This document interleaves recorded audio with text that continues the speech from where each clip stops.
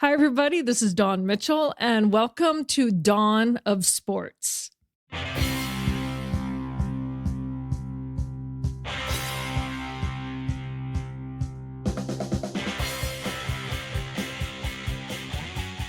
We have an awesome show. We're going to take you all the way to New Zealand for this conversation today. We're going to hear from Jen Larrick, the brand new head coach of Minnesota Aurora, and she's quite familiar with this team, so they're in great hands. But we'll go next to the land down under to have this conversation coming up.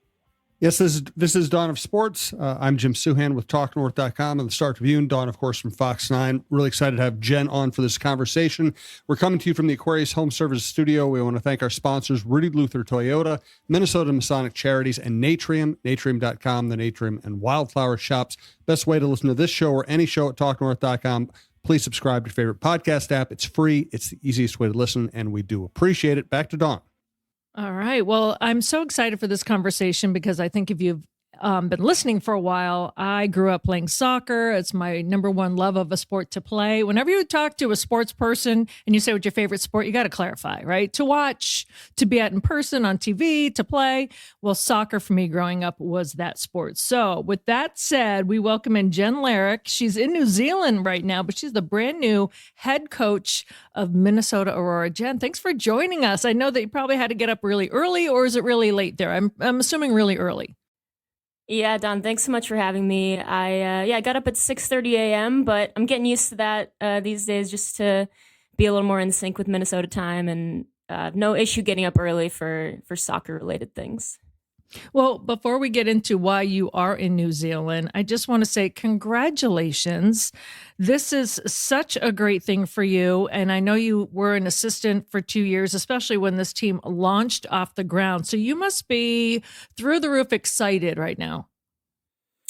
Yeah, I'm thrilled. I love Minnesota Aurora. I do feel really connected to the club, been involved since, before we had a single player on the roster. And it's totally a dream to be back. So tell us how you got involved even before you got the player on the roster. I know that this was kind of like, I know Andrea Yock, that it was the grassroots thing, just pulling this together. And Nicole was the head coach and you were an assistant. What was it like building something that not only is a team, anyone can build a team, but this has become a movement and has been so embraced by Minnesotans that it's been so beautiful to witness. And now you're a part of it coming back around. Yeah, beautiful is such a good word. So I go way back before Aurora started, was a co-founder of a nonprofit called Like a Girl, and we put on college showcase tournaments for girls who were a bit marginalized in the youth soccer to college sports pipeline. So unless you can sort of afford really organized club soccer that's expensive, that requires a lot of travel, it's hard to be seen at college showcase tournaments and get college scholarships or even just access to a roster spot in college. So I helped put on a tournament in St. Paul, McMurray Fields. And at the time, I connected with Matt of Equal Time Soccer. And we just sort of built a friendship over our passion for the game. And he is one of the initial sort of thought leaders of Aurora. He's a founder, and he welcomed me into the first ever in-person conversation about, before there was a name, about like, let's start a women's club. And it was really cool to just like see the passion from that first ever meeting and see where it's come now. And it's just utterly and completely due to the fan presence. Year one, first game ever, we as coaches, we were like, okay, it'd be cool if some people show up. We're focused on the game, not really super focused on, ticket sales. Obviously, we've got a great staff to do that. And then that first ever home game, I can see it so clearly. We played Green Bay at home. Shelby scored our first ever goal and, made a heart sign to the fans, and they sort of erupted. We had truly no idea that many people were going to show up, and it's the fans that have made it so special. You talk about the fans, and each year you see the players just embrace more and more, because it's kind of weird if you are a young soccer player and you've had your family in the stands or something, but you can be intimidated by going to Egan and you go there, you're at TCO Stadium, the fans are packed. You could be like, what? And now they're like, yeah. It's kind of a thing that it's been so awesome to see it kind of grow into what it is. But how did you on the coaching staff see the players kind of transform from that first, like, what is this, to, oh my goodness, this is the best? Yeah, you're so spot on with that question. Like I said, year one, that first ever game, all of us coaching staff we were commenting, oh my God, like you can see our players' eyes get really big, and they just had this sort of moment of shock about it. And I think, we even talked about afterwards that first match against Green Bay, we didn't feel like we necessarily performed our best, even because I do think there was a little bit of collective shock for our team, for Green Bay. Not a single player in that roster had experienced that sort of environment before. But they, like you said, they've really embraced it. Year two, a couple players in our team sort of got kooky and bought wolf tattoos that they wore to sort of embrace the crowd and be funny. And rumor has it last year they convinced every single player on the team to wear these stick-on wolf tattoos for one of the games. So they've just embraced it with those sort of quirky, funny things. We've got a home game celebration captain, Team Selly captain, Mariah Wynn. And I've been sort of in awe of it. Being a coach, big John Wooden fan, and he had his rules to live by, and he made sure the players didn't read any of the news about them. And back then it's just newspapers, right? And they didn't have to deal with social media. Now our players have social media to deal with. They've got interviews, podcasts, television. They're hoping maybe they could somehow get a goal on ESPN top 10, right? And I've been so impressed with how they've navigated all of that.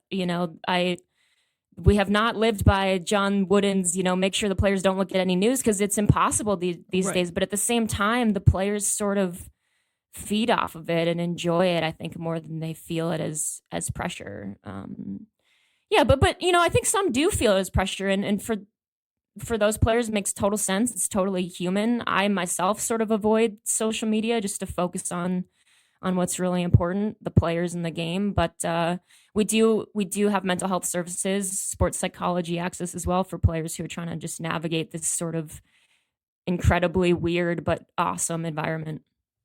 We want to talk more about the Aurora and your job, but I first have to ask, why are you in New Zealand? And tell me more about New Zealand, because everything I've ever seen about New Zealand is spectacular.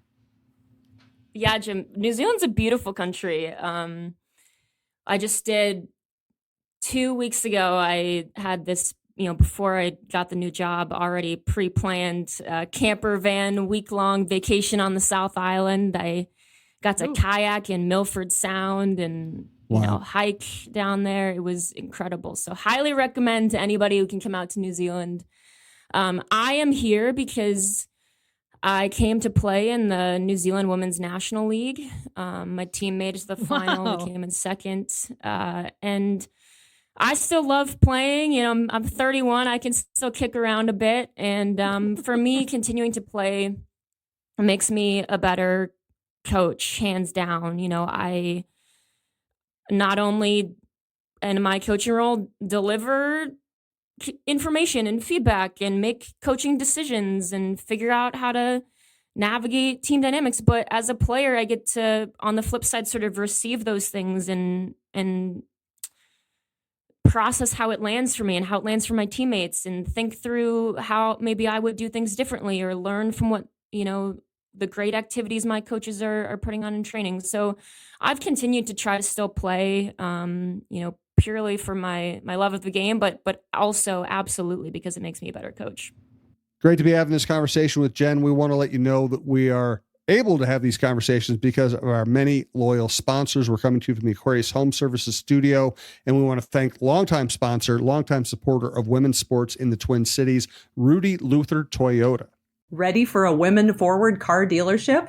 Rudy Luther Toyota empowers their many women on staff in sales, management, and service. Whether you are looking for a new Toyota or pre-owned vehicle, Rudy Luther Toyota has something for everyone. Every vehicle comes with a Luther Advantage. 10 cents off fuel and car wash discounts at holiday stations, Luther Advantage warranty, and 5-day return policy on pre-owned vehicles. Located just 5 minutes west of downtown Minneapolis, off 394 and General Mills Boulevard. And they're also hiring. Want to join the team but don't know where to start? Visit rudyluthertoyota.com today.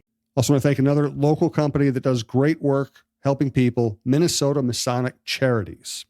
When people think of the Freemasons, they often think of secret handshakes and unusual hats, and of course, the pancake breakfast. Minnesota Masonic Charities would prefer that you think about the work that they do right here in our community. Places like the Masonic Cancer Center at the University of Minnesota or the Masonic Children's Hospital and the Masonic Home in Bloomington. They are just a few examples of the important work that the Freemasons support here in Minnesota. As part of the largest fraternal organization in the world, Masons have consistently answered the call when it comes to charitable needs. I am happy that Minnesota Masonic Charities has chosen Minnesota Bound and this podcast as a place to help spread the word. We look forward to learning so much more about their many programs here in the weeks to come. Now, the one Dawn always gets excited to hear me talk about, because I get excited talking about it, Natrium.com, the Natrium and Wildflower Shops. I've told you how I use their products. I just want to remind you that not everybody's going to use them in the same way. So you can go to Natrium, you can go to Wildflower, you can check out all the products. If you get the bombs, they're antifungal, anti-infectious, antibacterial. They're anti-inflammatory. They help with muscle pain, help with arthritis and tendonitis. They can give you pain relief in as little as 15 minutes. You can apply it up to 3 times a day. It smells good. It feels good. It's not like the old Ben Gay stuff. It's actually very pleasant to use. I use it myself. If you have any stomach troubles, they have oils to help you have what they call happy guts. Offers the anti-inflammatory help for gut issues. It can also sometimes help relieve headaches and migraines. I know in my personal health, I found that my gut health is often linked to headaches. Are you knuckle gripping the steering wheel because of how people drive? Do you get stressed when you're driving? You get stressed at work? Quick fixes help take that anxiety, stress, and feeling of that the walls are closing in, and helps take that away. They have quick fix stuff that'll help you. All these products are natural. All of them have very few ingredients. This is not some, chemical lab that you're going to be wondering what that word means and why you're putting it in your body. Everything is very simple, straightforward. And as I always say, I would go to a Wildflower or Natrium shop, talk to the sales professionals. They know their stuff. They understand all the products, and they can help steer you to the one that'll help you the most. The interesting thing about the Aurora is it's what it is great, and yet everybody wants more. If you play for the Aurora, you're trying to play at a higher level eventually. Nicole Lukic went on to obviously extend her career after working with the Aurora. I mean, so how much of working as a head coach for the Aurora is a destination? How much is it a stepping stone? Yeah, shout out to Nicole. Great coach. I'm very happy for her. We stay in touch. She's a good friend. Great. Yeah, she's awesome. Yeah, for me, this is a destination. I love Minnesota. I love the Twin Cities. I have obviously no immediate plans for this to be the next thing that launches me to something bigger, better. I've really embraced in my own life the Aurora slogan for community by community, and I was never one to climb the sort of college soccer ranks by moving states and joining a new team every 2 years. If you look at my career, I was really rooted in the Twin Cities, and I really enjoy the soccer community there. It's helped me, made me better to stick with the same group of colleagues and mentors, sort of as a Minnesota home base, and then obviously to travel broadly and learn from my experiences in the UK and New Zealand, and traveling to see friends coach just within the States. So for me, that's been a really good setup to help me become a better coach and enjoy the job. So yeah, I don't see this for me as like a launching pad, but you're right. You're spot on about for players. This is we often advertise it to them in our recruiting calls as this is your stepping stone to a pro situation if that's what you're looking for. So yeah, for us, it's about every year getting really quality returners back, but also understanding that our job is to help progress on, top quality players who that's what they want.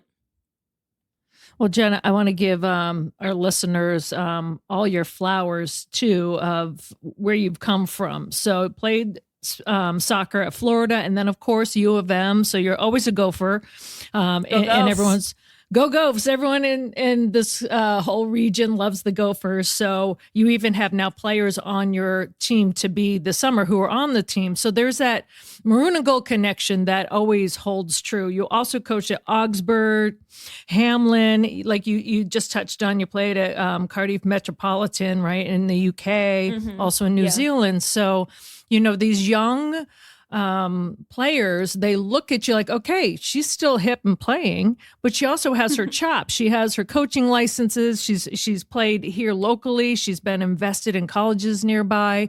So there's this gravitas that comes along with hearing your name, Jen Larrick, to be able to come back to this team. And that lifts young women up. Like you can tell when they start talking to you like, oh, she knows how to ball. Oh, she knows how to coach. Like they can tell, right? I hope so. That's for them to say, but I take being a good coach really, really seriously. So yeah, I, like you mentioned, was out at Cardiff Metropolitan University in the UK, and I got to play in sort of their version of college soccer, British college soccer. So I was, kicking around with 18, 19-year-olds again, which was really fun. But the main reason that I was there in Cardiff in Wales was to work on my doctorate in sport coaching. So I take coaching really seriously, and I've always learned from the academic side of coaching. So even when I was at the University of Florida and U of M for my undergrad, I was planning my undergraduate degree around coaching. And actually at the U of M, I did a self-designed degree. It was called the Inter-College Program. Yeah, I designed my own degree, my own curriculum. I had to write a paper about my curriculum and defend it, why I chose to study what I did. And I designed my whole entire undergraduate degree around coaching. Went on to get a master's degree in youth development from the U of M. And again, that program was really flexible. I designed that master's program completely around coaching. I looked at coaching as youth work. And then now working on this doctorate in sport coaching. And the UK is really the hotbed for looking at coaching academically. There's not a single, to my knowledge, I'd love for somebody to correct me if it's out there, but not a single doctorate program in the US on sport coaching specifically. But one of the main sort of coaching academics, Robin Jones, who I got to read a bunch in undergrad through Dr. Lavoie's classes at the U of M. Dr. Lavoie, world's expert in women in coaching through the Tucker Center. But yeah, Robin Jones started my program at Cardiff Met, and I've been able to study with some of the leading coaching scholars in the world. Just incredible people who think about this stuff year round. They do studies with UEFA, with FIFA. It was pretty incredible to be there in Cardiff. Learned a bunch. Also got my UEFA B license when I was in the UK. So definitely learned and had some great experiences in the UK for sure. Well, and also your lived experiences too, because a lot of these young players, like you mentioned, have now had a chance to go on and play professionally, and they go abroad. Which might seem daunting to a player that's maybe just been from the Midwest or, heard about the program from, I think there's been some players that have come out from like Oregon and they come to the Midwest for the summer. And now taking the chance to go across the pond, as people like to say, or just going global, it takes that fear away from it. If they can talk to a coach, a player, a former player, someone like you that has been away from home and has traveled to open up the perspective. Because I know one of the founding things for Aurora is, listen, we know that people are going to come and go because we want to lift young women up. That's what we want. We want them to chase their dreams. We want them to be able to fly the coop if they need to. We're not here to hold anyone down. We're here to build up their strength, like on and off the field. How empowering is that for you to be a leader in that sense of the word as well? Yeah, I think you're spot on about just sort of how strange and daunting it can feel to be like, wait, I'm going to move internationally.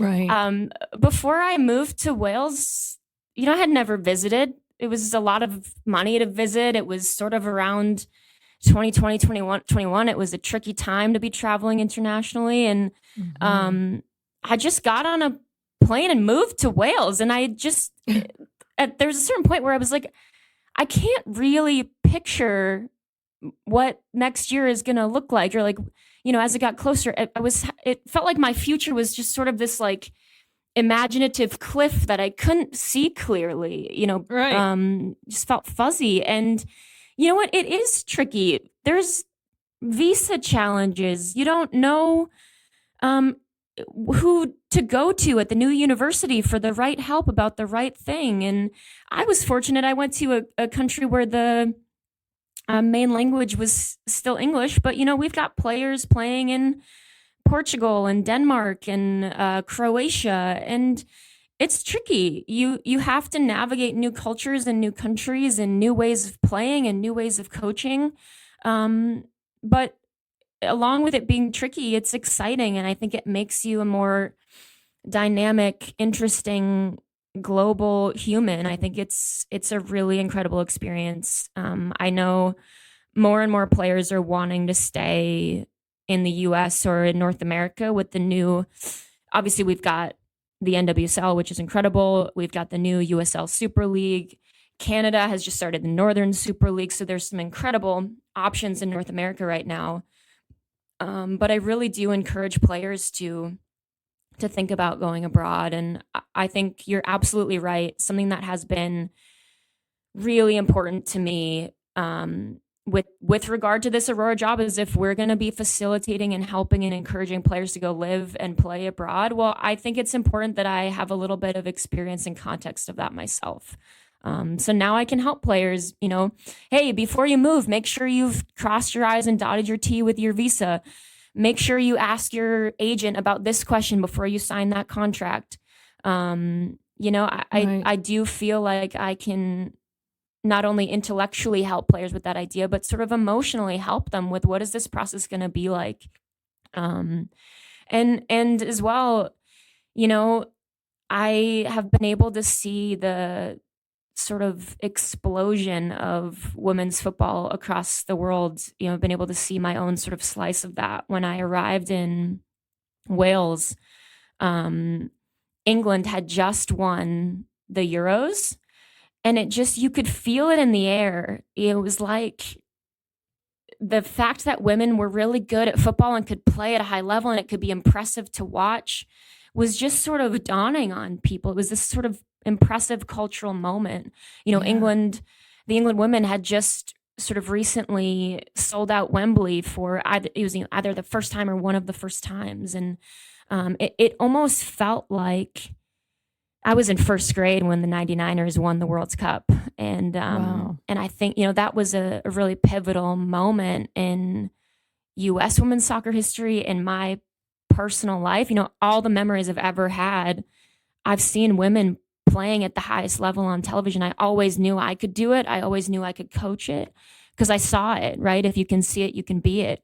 Exactly. And it was like I was arriving in the UK at this moment when that sort of cultural consciousness was happening there. And then sort of similarly in New Zealand, a year, just a year back, they hosted the Women's World Cup. So similarly, New Zealand as a country had just recently really got excited about women's football and saw the best players in the whole world here on their home soil. I'm in Wellington. There were matches hosted here in Wellington. People tell me stories about the players they saw, the game they helped volunteer with. And there's this sort of moment going on here in New Zealand as well of this excitement for women's football. And I think it's a really interesting and beautiful and and fantastic, passionate time for players from the U.S. to try to go play abroad. There's more and more resources being given to women's soccer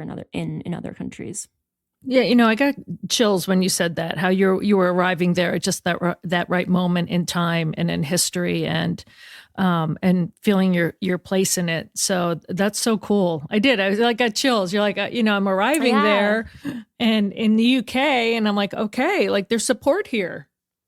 Well, it's something I'm really passionate about. I have been trying to follow the Minnesota women's hockey team, and I saw a video online the other day of a woman posting that when she was growing up in Minnesota, like her dad had to like protest the town to let her play on the boys team, and I just think it's so, we need these cultural shifts worldwide, because girls need to grow up thinking and believing that the game is for them too, because it absolutely is. And even as a coach, tactically, I'm really passionate about, girls and women can handle high level tactics. They can handle intelligent play.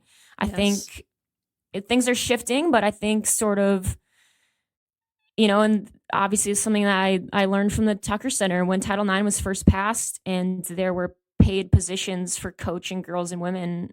A lot of male coaches came in and got those first paid positions, and we're always still fighting to get more women in coaching. But I think historically there was potentially a little bit of this idea of like, okay, well, girls they can't really do exactly what good football is, so we'll just recruit the biggest, fastest, strongest ones and tell them to boot it forward, and we'll just be athletic. And right. I'm not here for that. It's right. Women are brilliant, and we can play really complex, beautiful football. And I just am so passionate about girls having access to the game, but also being coached and treated like really serious athletes. So yeah, it's gives me chills too. I could rant about it all day long. No, I love it. And you brought up an excellent point about a lot of the women that go overseas. I think one of the very first Minnesota Aurorian, if you want to put it that way, in terms of a graduate, right? Tiana Harris, she went over to France, and I happened to be over in France at the time where she was playing, and she was like, "Oh my goodness, a slice of home! Like, please, will you come to my game?" And I said, "Absolutely." My friends are like, "We're all for it. We are hopping in an Uber, and we don't know where it is, but we'll find it." And so we went, and it was pouring rain, but there was a crowd, and it was just great. And she said things that really last with me now, because she did not know French, if she knew a little bit going over there, but she had French class. So she's meeting people out of class. They're not all just, footballers and soccer players. So she's meeting regular people and kind of getting into the culture, and had an apartment and everything. And she loved it. But she was also, I was impressed to go, by the time I got there, I said, "You don't know French?" She goes, "Well, no, I've been taking classes." So it just expands you differently, that you take that little portion of when you've lived, and it just adds to you. And now Minnesota Aurora has players coming here from, Japan, from other places. Just international players now are going to be on your roster. And you have that knowledge of not being a native to where you're playing. How will that help you coaching some of these players that come in from other places? Yeah, I've already had some chats with players about how much I love the Twin Cities and how we are really passionate about helping them feel settled here. I got off a call with an agent yesterday who works with a lot of players from Japan, and I love the Japanese style. So hoping, to bring in some players that way. And we had Mayu in year one from Japan, and by the end of year one, she had made some Japanese friends and was loving it. But I do know that those transitions can be difficult. So that's definitely something we have an eye toward. And like I said, we really try to live out that for community by community. So something that we started doing a bit in the past, and that I am pretty passionate about expanding, is making sure the out of town players get sort of an insiders list, like a co-created list with me and the coaching staff and all the players from Minnesota of, here's your local coffee shops and restaurants and stores and the local events in the Twin Cities. You know, I want out of town players, whether they're from Kansas or Japan or anywhere in between. I want them to know about, you know, the Stone Arch Bridge Art Festival and the day that they close Grand Ave and Lake Street, and, you know, just have those pop-up events on those streets. And I want them to know about the Northeast Minneapolis Art-A-Whirl. And I just love the Twin Cities. Like I'm totally obsessed with the way Minnesotans just embrace the summer and like soak up every bit of outdoor time we can. Yeah. And I want to make sure that our out of town players leave from the summer just loving it the way that I do. In year one, I, you know, made sure all the out of town players, we did some initial events at Boom Island. Just, you know, bring your takeout, come chat at Boom Island. We brought a blanket and played some lawn games, and then we did a dinner at Minnehaha Falls, just to make sure they got to see some of these local incredible landmarks that we have. And yeah, my goal for out of town players is to make sure they fall in love with the Twin Cities, you know, by the end of the summer. Oh, that is so awesome. Before we wrap up, I do want to give a little bit of love to our home state, because you, like myself, have come to Minnesota and then been blown away by how much you love it. But we are both native of Massachusetts. We won't say what other people call us. That's for a whole nother podcast. But you're from Westford. I grew up on the South Shore, Duxbury and Whitman. And, you know, people are saying, well, do you always want to go back to Boston, or you don't talk like you're from Boston? You don't sound like, I'm like, we don't all have the accent. If I'm tired, yeah, I'll slur 5 words together into one. Yes, I will. It will come out. But, you know, people always say, oh, Minnesota and Massachusetts, all the way back from like hockey days, they hate each other. I'm like, every Massachusetts person I know that comes to Minnesota loves it. So there are a lot of similarities. So welcome, fellow native Massachusetts. I won't say, okay, people, they call us massholes. I'm just going to tell you that really with the M at the beginning, but mostly New Yorkers. But how's that been for you? Good. I love Massachusetts too. My parents are still in Westford. My brother and sister-in-law are in Salem. It's been fun to sort of fall in love with Salem through them. Got to love Salem in October. But yeah, I certainly did not move to Minnesota expecting to, you know, be there a decade after I moved there. But like I said, just fell in love with it. But I super enjoy visiting Massachusetts. Love Boston. I always loved the falls there growing up. Minnesota has a great fall, but I just don't think you can beat a New England fall. No, I have because it lasts past Thanksgiving. Yeah, exactly. Extra month. Yeah. I have a great aunt and uncle who they've recently moved, but all the time I was growing up in Massachusetts, they had a blueberry farm that they owned and operated up in Ossipee, New Hampshire. So we would really try in the falls to make it up to Ossipee, New Hampshire, and pick blueberries and peep the leaves. So I definitely grew up really loving those sort of quintessential New England experiences. And yeah, they're still a big part of my identity for sure. Oh, for me too. But I said that's the reason why there are airplanes, right? You can, if you miss it, you hop on it, you go back and visit. And like you, we say our R's in proper places. It can happen, everyone. We all don't have that, you know, it's not like The Departed. Everyone's like, oh, you got 4 brothers, you can take it. And like, they'll punch me. I'm like, I could throw a seashell or sand at you. Like, I'm not from inner city. And not everyone speaks like that and is like that. So thank you for being another person. That's right. I grew up definitely saying wicked, like oh heck yeah. Oh, that's wicked cool. And I've lost that a bit, and it does make me sort of sad. But I have picked up every once in a while like a Minnesotan O or A. I will remember forever the first time I accidentally did it. I like sort of shocked myself. I was just saying toaster, and it came out toaster, and I was like, oh God, what's happened to me? I've lost my wicked, and I've started saying toaster.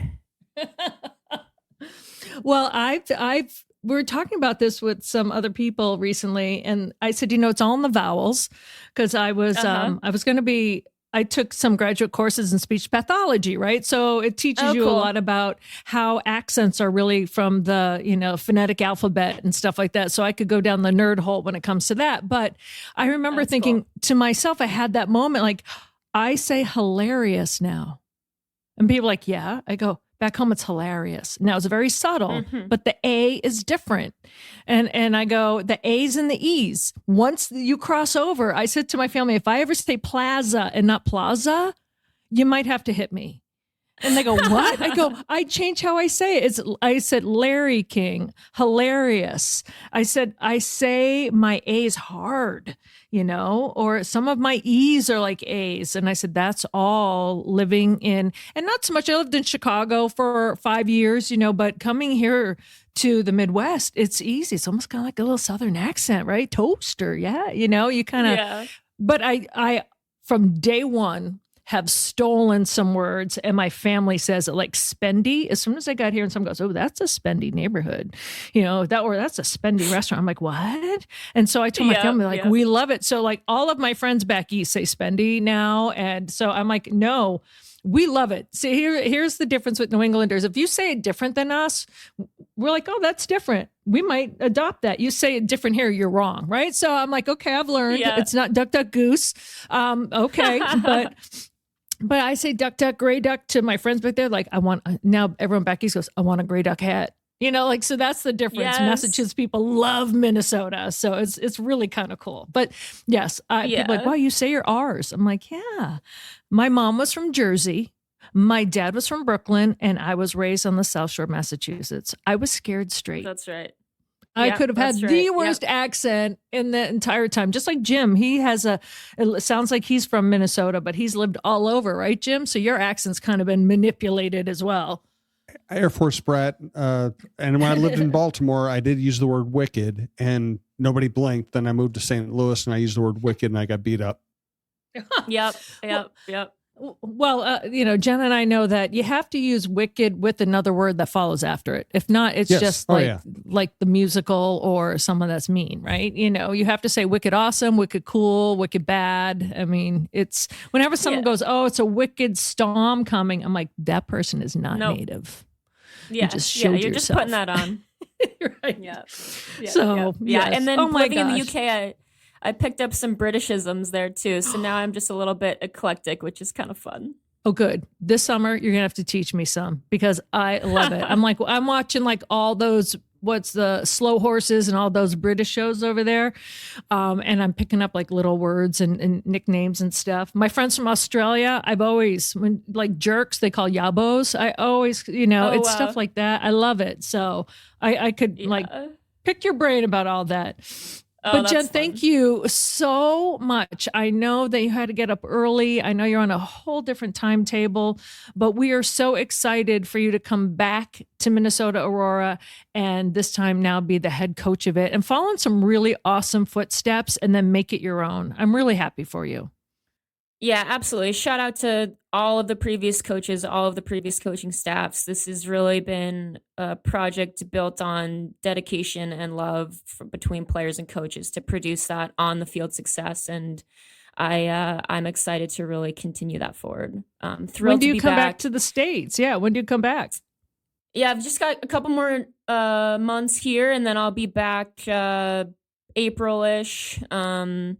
But one of the good things about being here is, whether I was in Minnesota or here, most of our players are playing outside of Minnesota right now in college soccer or, pro contracts abroad, that sort of thing. So everything's video call anyway. And being here, like you said, gives me that lived experience where I can relate to players. So I think for me, there's obviously that little bit of time zone challenge, but the pros of being abroad myself really outweigh the cons as far as the value it allows me to bring back to the club. Absolutely. And I look forward to it. We'll speak with you for sure in person when you come back. And I'm looking forward to you starting your tenure. So thanks so much for joining us today. I really appreciate it. Yeah, thanks so much for having me and for all the support you've given the club. We really, really appreciate it. Awesome. That's Jen Larrick. Look for her this year, the new head coach of Minnesota Aurora.